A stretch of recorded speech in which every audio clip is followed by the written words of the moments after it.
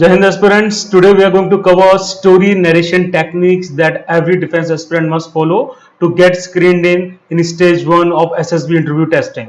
Story writing और group discussion के साथ साथ नरेशन भी इक्वली इंपॉर्टेंट रहता है और मैक्सिमम लोगों में स्पीच डिलीवर करने में इश्यूज रहते हैं, पब्लिक स्पीकिंग में इश्यूज रहते हैं, बहुत बड़ा डर होता है।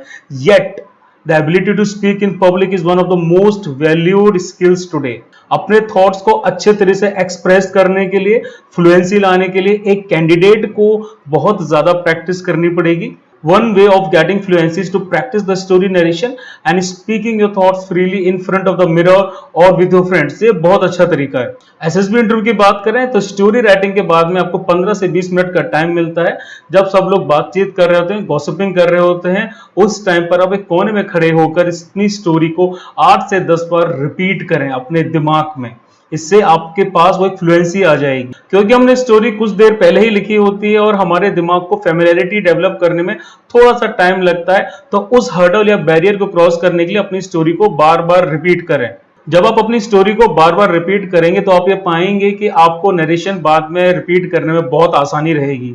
स्टोरी नरेशन का सबसे की एक्सपेक्ट है confident narration. A candidate should be able to greet the group in a bold manner and narrate the story without any confusion or fumbling.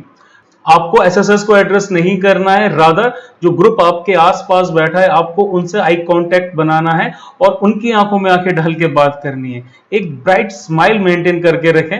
Narration start करने का सबसे अच्छा तरीका होता है, good morning gentleman, I have perceived X number of characters, their age is around Y years and the combined mood of the picture is seemingly positive.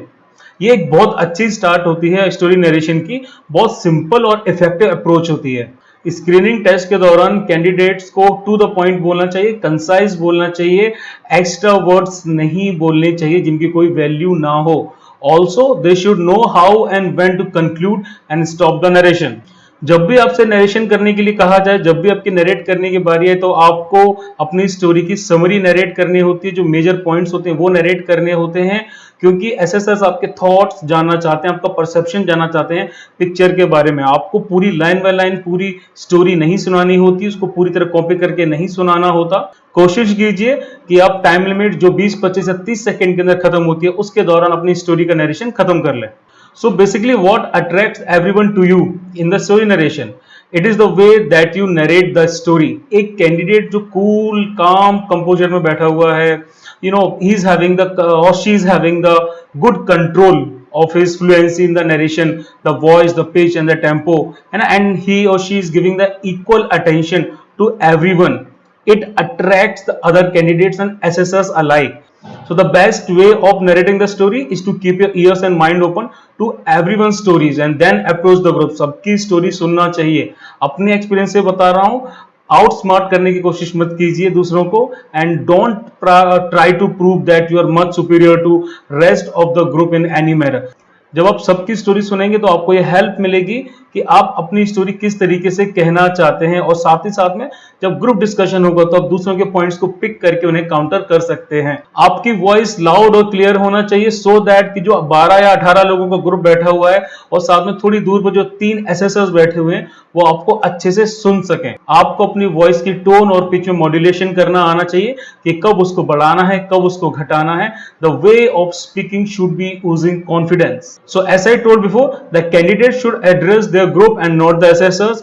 Many candidates feel that they need to narrate the story to the assessors, or simply they want to check the reaction of the assessors कि उन्हें उनकी story अच्छी लग रही है कि नहीं लग रही है। But please don't do that. So basically the best way is that you don't have to feel like it is a test going on. Rather just feel that you are talking among friends. आप उनसे कुछ बातचीत कर रहे हैं confident तरीके से। So please like, share and subscribe the page, क्योंकि शेयर तैयार है।